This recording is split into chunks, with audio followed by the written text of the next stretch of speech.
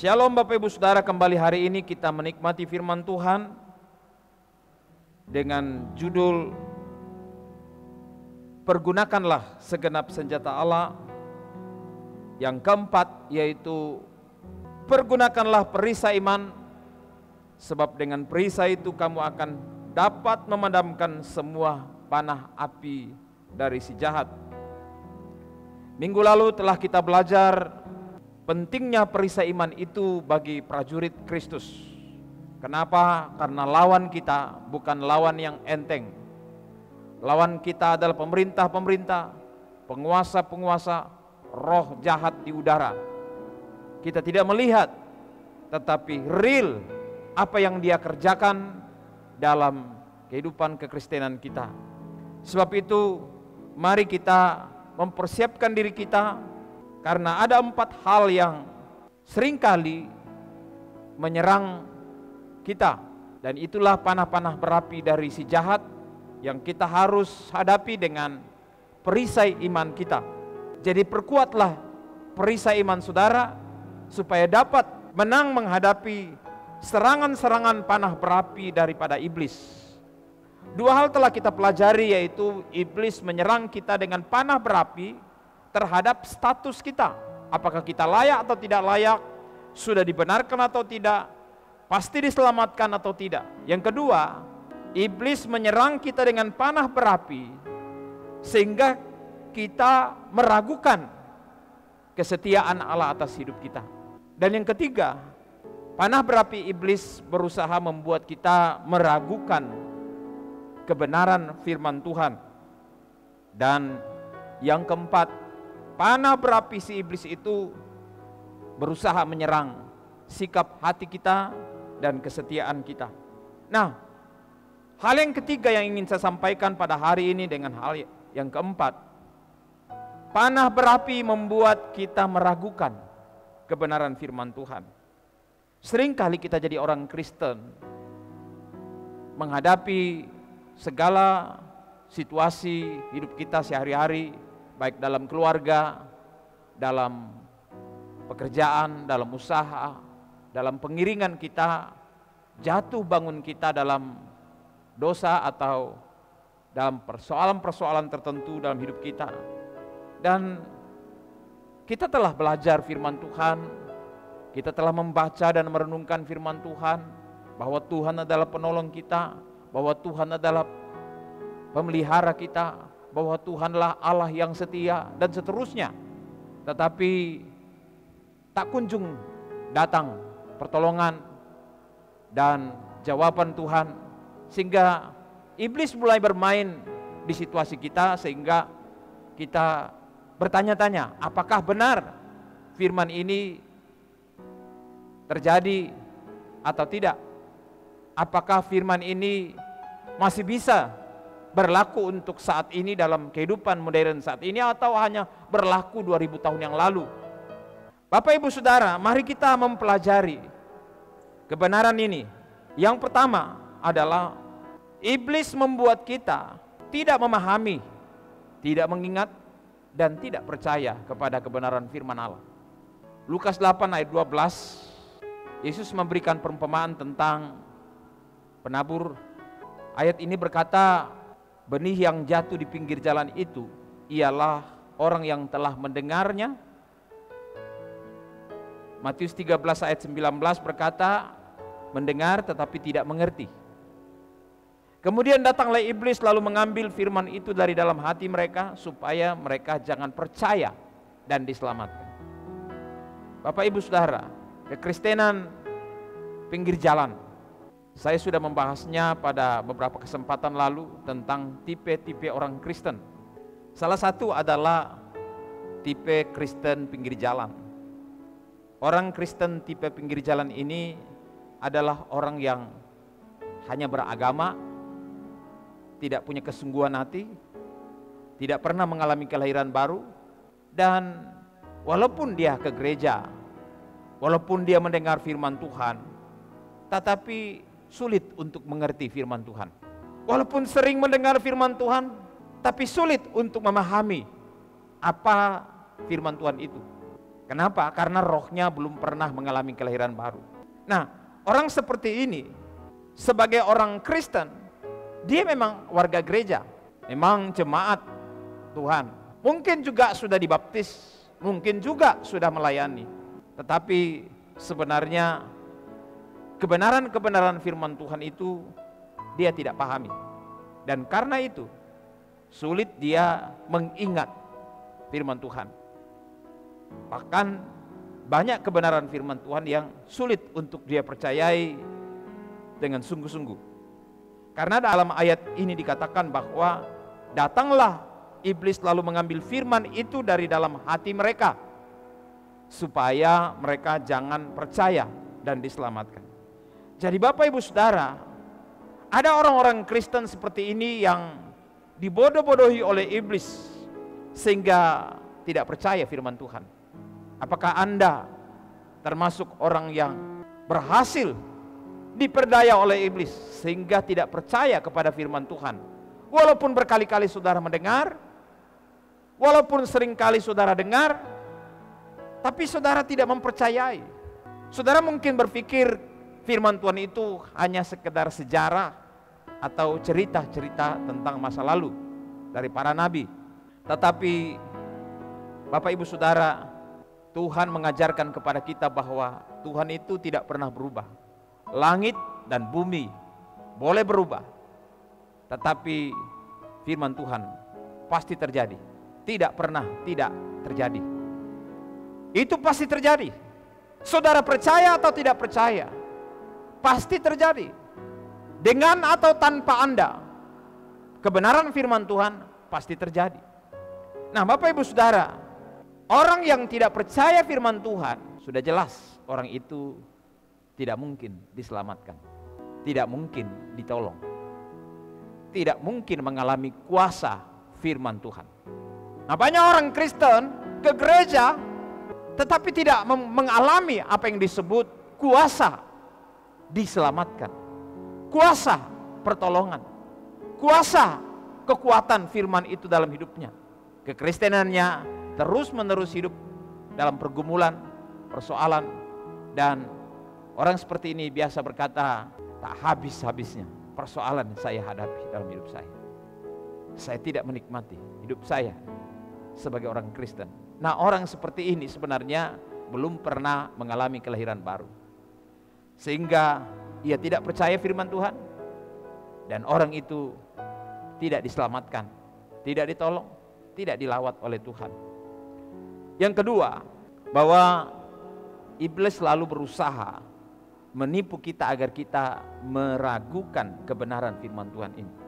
Tahukah Bapak Ibu Saudara bahwa di dalam Taman Eden, iblis berhasil menipu Hawa. Dia berkata dalam Kejadian 3 ayat 1, tentulah Allah berfirman, semua pohon dalam taman ini jangan kamu makan buahnya, bukan? Padahal tidak seperti itu.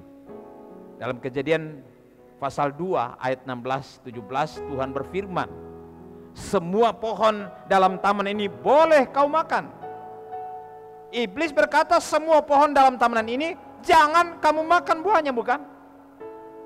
Jadi iblis ini mencoba menyetir firman Tuhan supaya Hawa tertipu. Lalu sebenarnya di dalam Kejadian pasal 2 ayat 16-17 dikatakan, tetapi pohon pengetahuan tentang yang baik dan yang jahat itu janganlah kau makan buahnya, sebab pada hari yang kau memakannya pastilah engkau mati. Itu firman Tuhan. Tetapi Hawa tidak memahami seperti itu, tidak mengingat seperti itu. Berarti Hawa mendengar firman dari suaminya tetapi kurang memperhatikan, sehingga ketika iblis menyetir firman itu, membelokkan firman itu, ia terpancing. Lalu iblis kemudian membodohi manusia sejak saat itu. Kita tahu kemudian iblis berhasil menjatuhkan Hawa sehingga Hawa jatuh ke dalam dosa. Ia makan buah pengetahuan baik dan jahat ini karena iblis berkata, bukan seperti itu. Sebenarnya Tuhan tahu kalau engkau makan buah ini, engkau akan menjadi seperti Allah, tahu yang baik dan jahat. Lalu perempuan ini tergoda. Memang kalau kelihatannya buah ini sedap untuk dimakan, karena baik kelihatannya. Bapak Ibu, kenapa Hawa bisa tertipu seperti itu, terpancing seperti itu? Karena dia tidak mengingat firman Tuhan dengan baik. Dia kemudian menjawab kepada ular itu, firman Tuhan berkata, jangan engkau makan dan raba buah itu. Dia tambahi dengan kata raba. Bapak Ibu Saudara, begitulah keadaannya. Seringkali kalau kita tidak memahami esensi daripada setiap firman, kita mudah menambah-nambahi atau mengurang-urangi. Dan dalam hal ini Hawa menambahinya. Dan iblis menangkap celah kecil itu, bahwa Hawa tidak sungguh-sungguh memahami kebenaran firman Tuhan. Bapak Ibu Saudara, kalau saudara hanya sebagai orang Kristen, pengikut Yesus yang tidak serius, tidak sungguh-sungguh, Hawa saja dalam Taman Eden dapat ditipu. Bagaimana dengan saudara? Iblis selalu mencari celah dari pemahaman kita yang tidak benar, dari pemahaman kita yang tidak jelas. Iblis mengambil kesempatan, menjadikan itu celah untuk dia menipu kita. Banyak orang Kristen akhir zaman ini akan tertipu. Firman Tuhan berkata bahwa banyak terpanggil, sedikit yang terpilih. Kenapa? Karena banyak orang Kristen tertipu. Kenapa banyak orang Kristen akan tertipu? Oleh karena banyak orang Kristen hanya jadi orang Kristen tetapi tidak memahami firman Tuhan. Mereka ke gereja hanya karena dia orang Kristen. Ke gereja hanya untuk dapat berkat. Tetapi ke gereja bukan untuk beribadah, bukan untuk belajar firman Tuhan. Tetapi mungkin saja hanya menjadikan gereja sebagai klub sosial. Di sana ada sahabat, ada kenalan, ada keluarga, dan seterusnya. Jadi ke gereja tidak sungguh-sungguh. Nah, Bapak Ibu Saudara, iblis selalu berusaha menipu kita, membuat kita ragu. Benarkah perkataan Tuhan itu? Kok iblis bilang kalau saya makan akan menjadi seperti Allah? Jangan-jangan memang Tuhan itu menyembunyikan maksud-maksud tertentu. Kenapa? Apa maunya Tuhan sampai melarang saya untuk makan buah pengetahuan baik dan jahat ini? Bapak Ibu Saudara, saya tidak akan membahas panjang lebar tentang kebenaran ini. Mari kita memahami poin pentingnya. Apa poin pentingnya di sini adalah mari kita pahami firman Tuhan baik-baik. Baca dan renungkan firman Tuhan. Belajarlah kebenaran firman Tuhan supaya iblis tidak punya kesempatan untuk membuat engkau ragu. Kenapa Tuhan tidak tolong saya? Apakah benar saya diselamatkan? Apakah firman-Nya ini benar ataukah firman-Nya ini sudah dipalsukan kata orang? Kalau saudara tidak memahami firman Tuhan, saudara akan mudah dibodohi. Ya. Yang berikut dalam Matius pasal 4, iblis juga berusaha menipu Yesus Kristus. Kalau dalam Taman Firdaus ia berhasil menipu Adam dan Hawa, Adam kedua yaitu Yesus Kristus pun dicobai dengan berbagai cara. Dan salah satu cara adalah ia selalu bertanya kepada Yesus dalam pencobaan di padang gurun itu, jikalau engkau anak Allah. Saudara, kenapa iblis berkata jikalau engkau anak Allah? Karena dalam pasal sebelumnya, Matius 3 ayat 17, waktu Yesus dibaptis dan keluar dari baptisan, ada deklarasi, pengumuman, pengakuan dari Bapa kepada Yesus bahwa inilah anakku yang kukasihi, kepadanya lah aku berkenan. Jadi ketika Roh Kudus membawa Yesus ke padang gurun, iblis yang memahami firman itu, iblis yang tahu firman itu, menggoda Yesus. Jika benar engkau anak Allah. Saudara, seringkali iblis membuat kita ragu. Dia menyerang keyakinan kita akan status kita. Dan kita berpikir, benarkah firman Tuhan ini? Bahwa Yohanes 1:12, aku diangkat menjadi anak Allah. Benarkah saya lahir dari Allah? Benarkah saya telah diciptakan baru di dalam Kristus? Kalau memang saya orang Kristen, lahir baru, jadi anak Allah di dalam Kristus Yesus, kenapa tidak ada mujizat terjadi atas hidup saya? Kalau benar anak Allah, kenapa saya punya masalah tidak terselesaikan? Kenapa bisnis saya seperti ini? Kenapa rumah tangga saya masih seperti ini? Kenapa nasib saya tidak berubah? Dan seterusnya dan seterusnya. Iblis berusaha membuat Yesus meragukan deklarasi pengumuman dari Allah Bapa bahwa ia adalah anak Allah. Tapi Yesus tidak terpancing terhadap perkataan iblis ini. Dia menjawab perkataan iblis ini dengan perisai imannya. Dia percaya firman Tuhan. Dia menjawab iblis dengan firman Tuhan. Kenapa dia bisa menjawab iblis dengan firman Tuhan? Karena dia mengerti firman Tuhan. Kenapa dia mengerti firman Tuhan? Karena dia belajar firman Tuhan. Bapak Ibu Saudara, iblis tidak akan bisa menipu saudara dan membuat saudara meragukan firman Tuhan apabila saudara mengerti firman Tuhan. Kenapa saudara mengerti firman Tuhan? Oleh karena saudara belajar firman Tuhan. Saudara perhatikan baik dengan situasi yang sedang terjadi saat-saat sekarang ini. Terlalu banyak orang beragama dibodoh-bodohi oleh orang-orang yang dalam tanda kutip ulama, pemimpin agama. Contohnya di dalam Alkitab adalah Farisi dan ahli Taurat. Mereka telah berhasil membodohi banyak penganut agama Yahudi. Dan itu sebabnya Yesus mengecam mereka dan berkata, kamu adalah seperti kubur yang bersapu kapur. Kenapa Yesus mengecam tokoh-tokoh agama, para ulama seperti itu? Karena mereka berhasil menipu orang yang beragama itu, sehingga mereka tidak mempercayai Yesus Kristus. Mereka menghasut sedemikian rupa supaya tidak mempercayai kebenaran Yesus Kristus.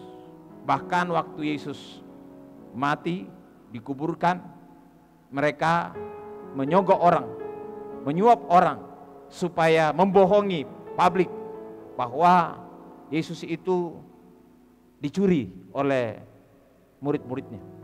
Bapak Ibu Saudara, itulah yang terus berkembang. Iblis berusaha menipu kita agar kita meragukan firman Tuhan.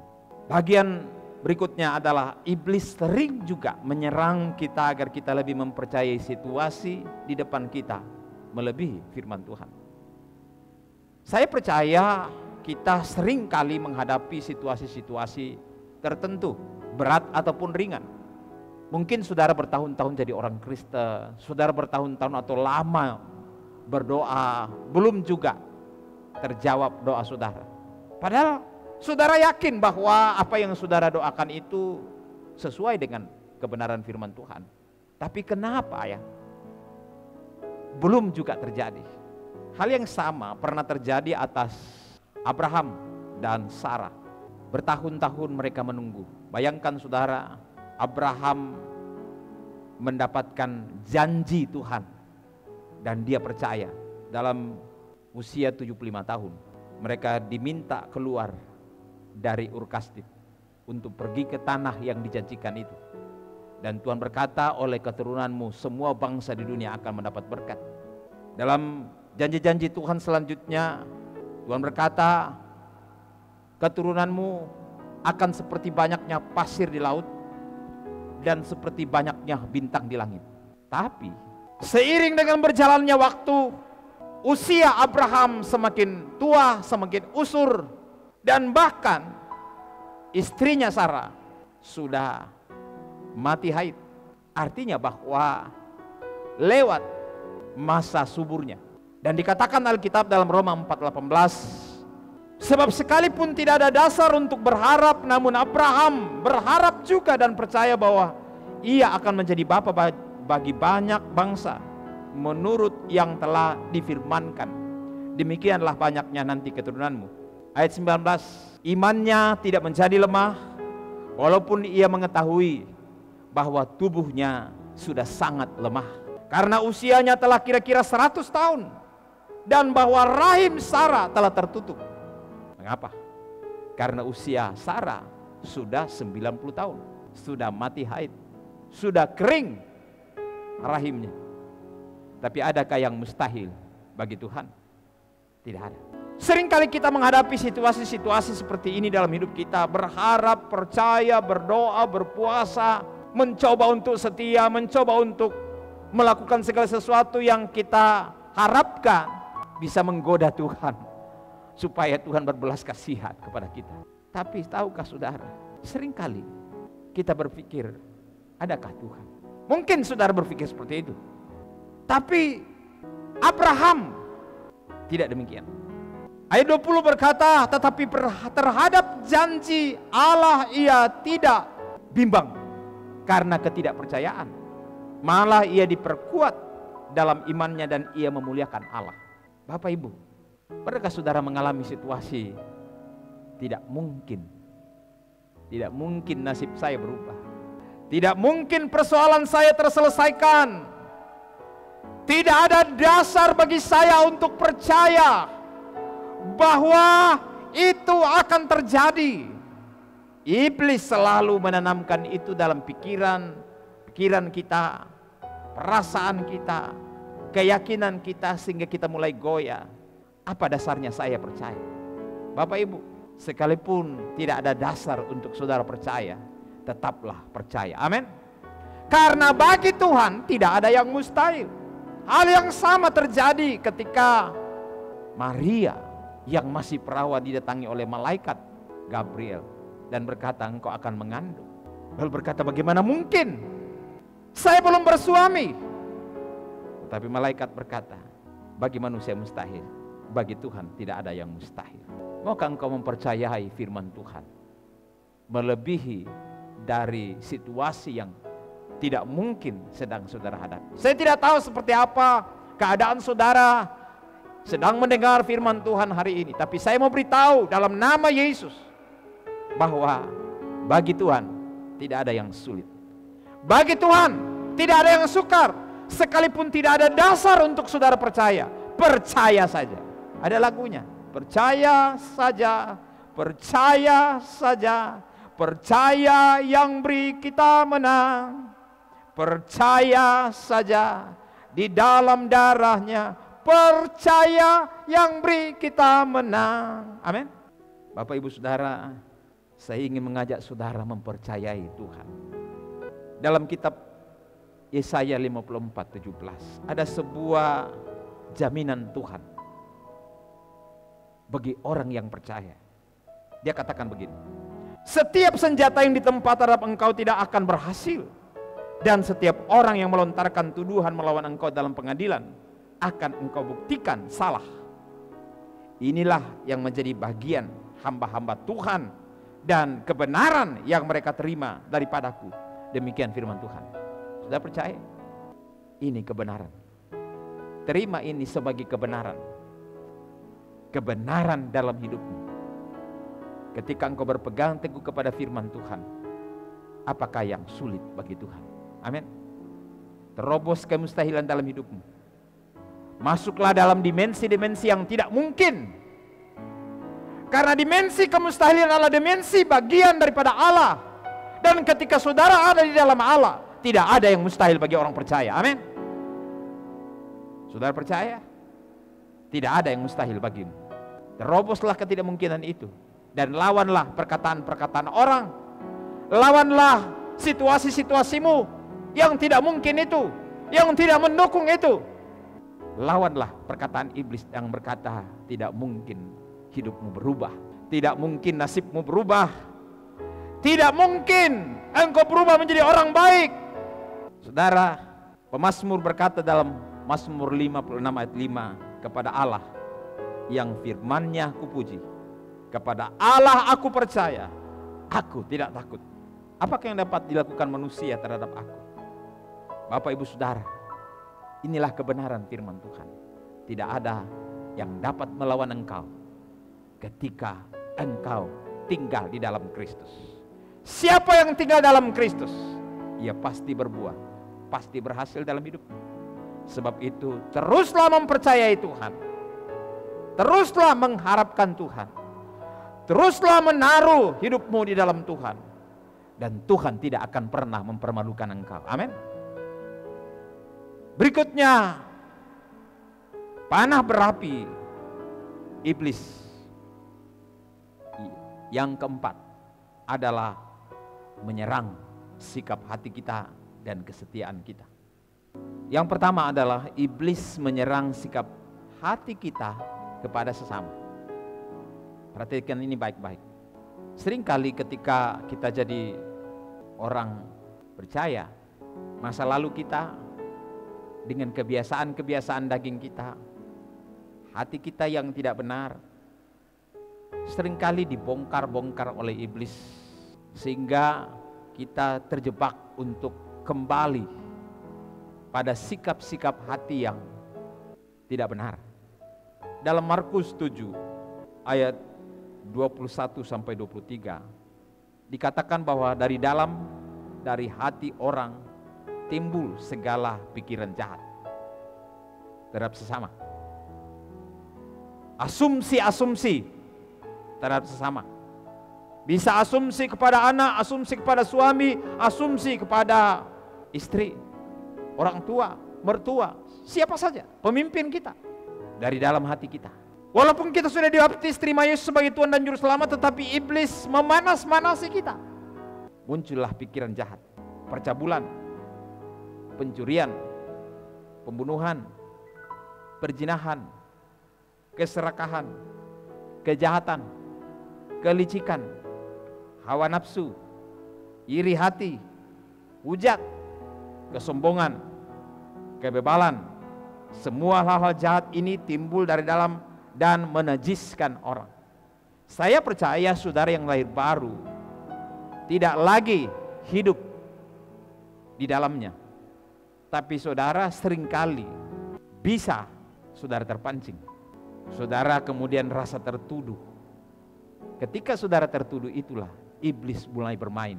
Karena dia membuat saudara kehilangan damai, kehilangan sejahtera, dan kemudian saudara mulai fokus kepada kekuranganmu itu, fokus kepada kelemahanmu itu, fokus kepada kejatuhanmu itu, sehingga engkau mulai mengalami patah semangat, hatimu mulai down, engkau kehilangan gairah.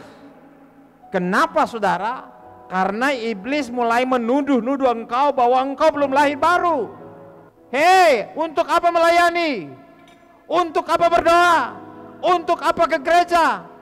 Iblis menipu-nipu saudara, memanas-manasi saudara, sehingga lama-kelamaan engkau semakin fokus kepada kekuranganmu, kelemahanmu, dan kemudian iblis mulai membawa engkau, menggiring engkau untuk hidup dalam gaya hidup lama.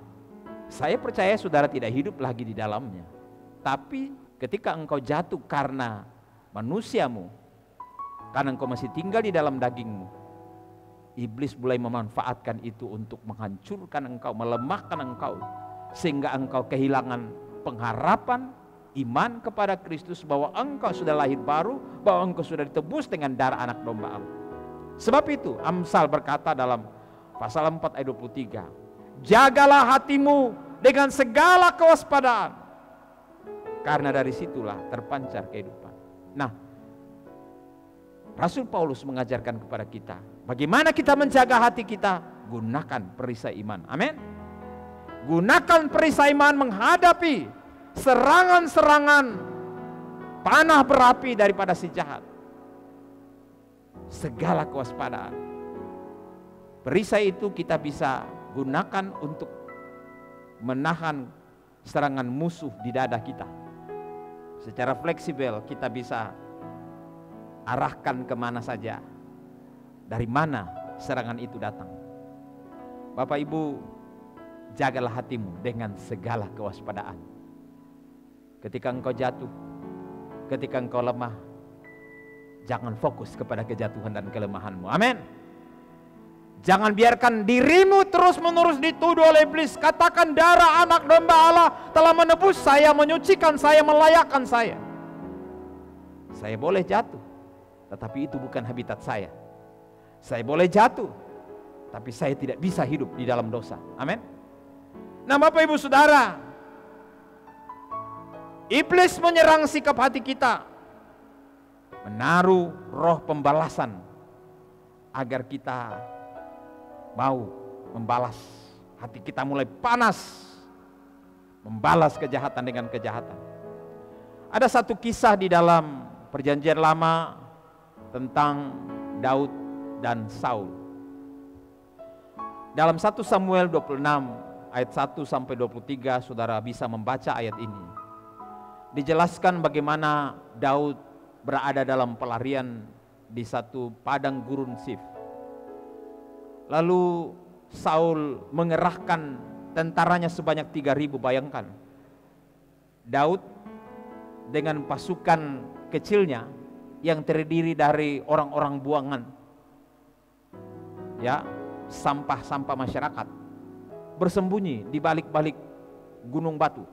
Dan ketika Saul mendengar bahwa Daud ada di sana, ia mengerahkan pasukannya. Tapi mereka sudah mencari dan terus mencari, tapi tidak menemukan Daud. Lalu kemudian karena lelah, panglimanya bersama pasukannya tertidur. Saul pun juga tertidur.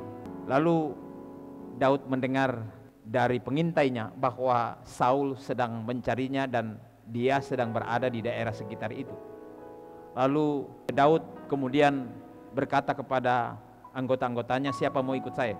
Lalu beberapa temannya, anggotanya, anak buahnya berkata, kami siap.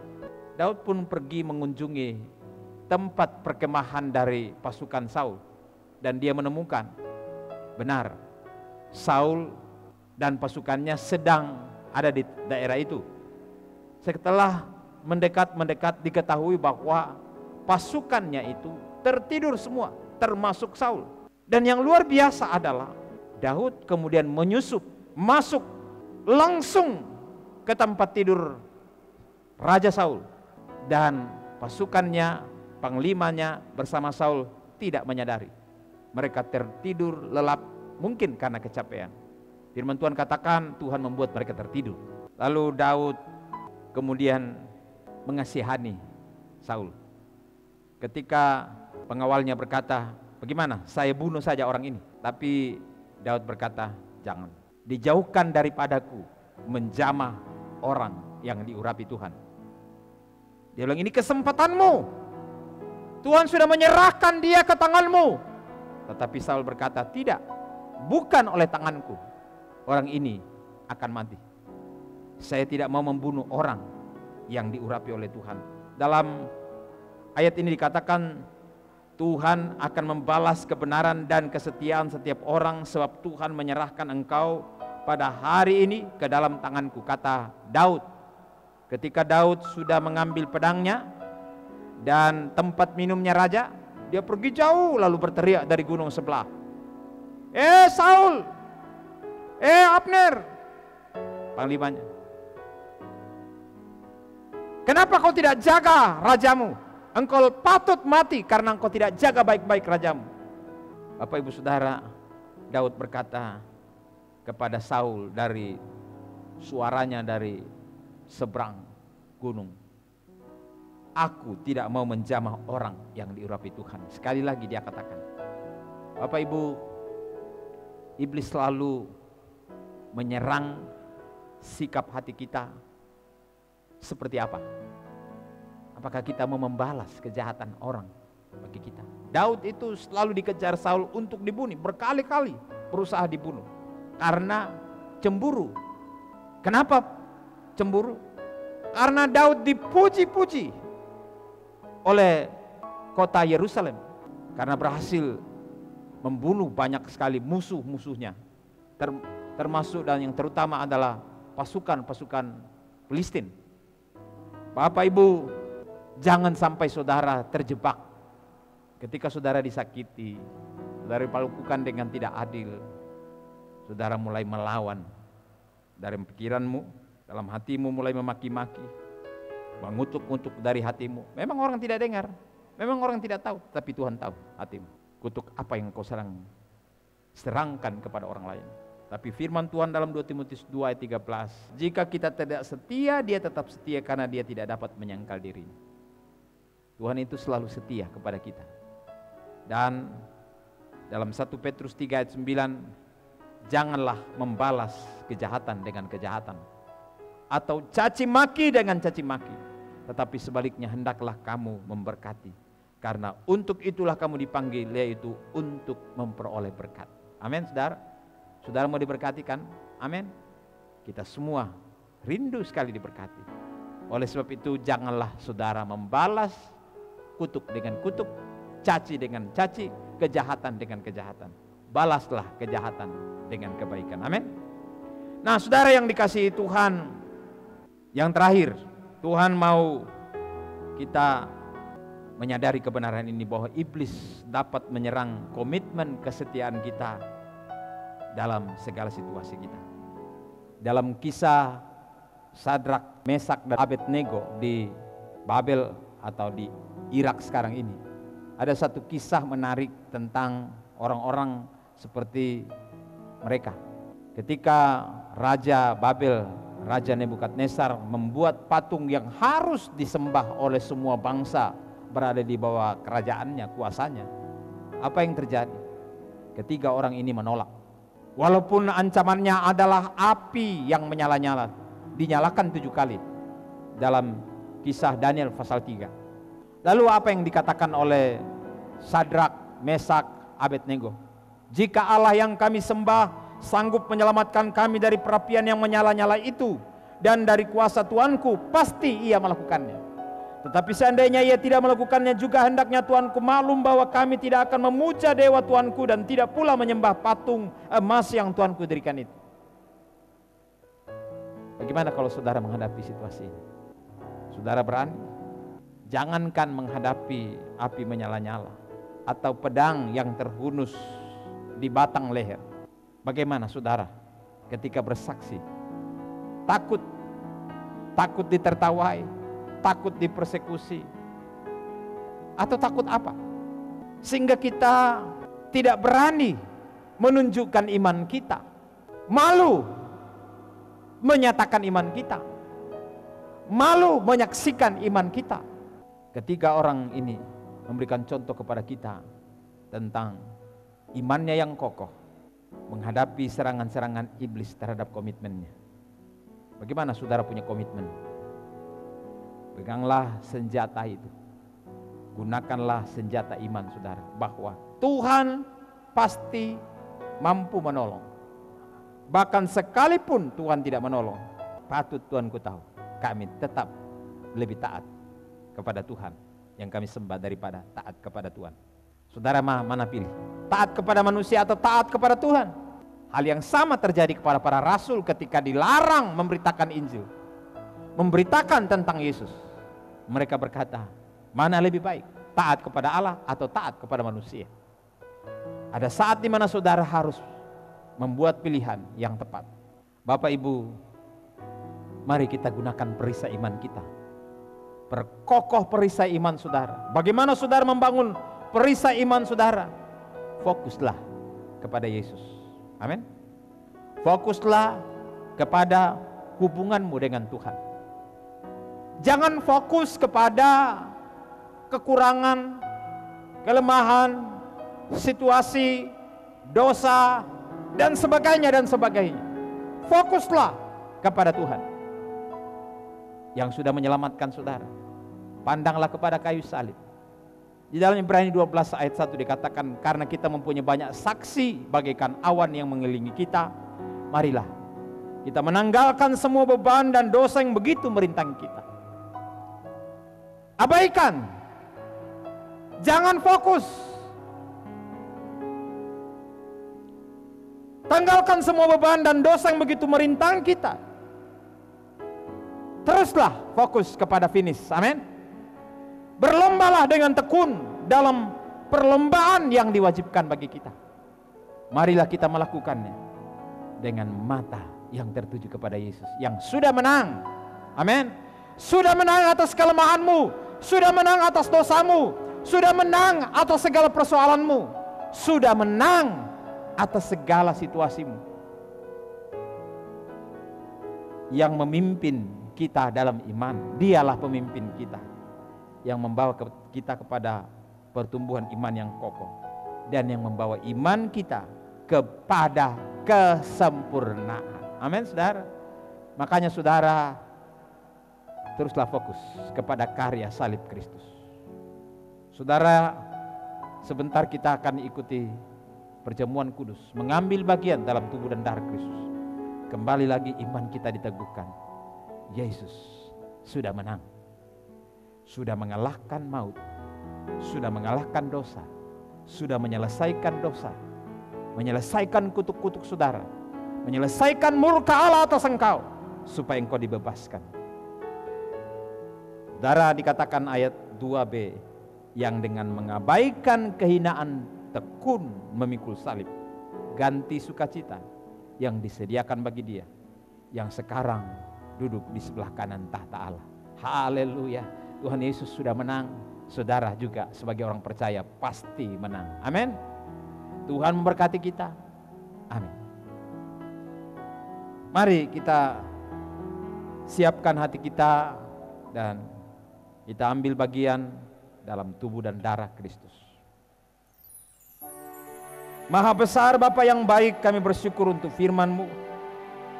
Tuntunlah kami agar kami dapat memahami kebenaran ini, sehingga kami tidak dikalahkan, tidak ditembus oleh panah-panah berapi iblis yang berusaha melemahkan kami, berusaha menyerang sikap hati kami dan kesetiaan kami, selalu berusaha membuat kami meragukan kebenaran firman. Kami percaya Engkaulah Tuhan yang setia menopang kami. Engkau sudah menang atas semuanya. Kami menaruh hidup kami ke dalam Engkau yang telah mati, dikuburkan, dan bangkit kembali, naik ke sorga, duduk di sebelah kanan Bapa, menjadi juru syafaat bagi kami, menjadi penolong kami oleh kuasa Roh-Mu yang kudus. Oleh sebab itu kami pasti menang. Terima kasih Tuhan, kuatkan iman kami menghadapi semua situasi ini dan tidak meragukan Tuhan, tidak meragukan firman, tidak berubah setia di hadapan-Mu. Terpujilah Tuhan. Demi nama Tuhan Yesus Kristus kami berdoa. Saatnya Tuhan kami mau mengambil bagian dalam tubuh dan darah. Berkati roti dan anggur ini. Kami bersekutu dengan tubuh dan darah-Mu. Kami mengingat karya Kristus di kayu salib bagi kami. Menguatkan keyakinan kami, pengharapan kami kepada Engkau yang telah menyelesaikan kutuk murka Allah atas kami di dalam tubuh-Mu secara daging, supaya kami dibebaskan dari segala kutuk dan mengubah kutuk kami menjadi berkat. Terima kasih Tuhan, kami terima tubuh dan darah Kristus demi nama Yesus Kristus Tuhan kami. Amin.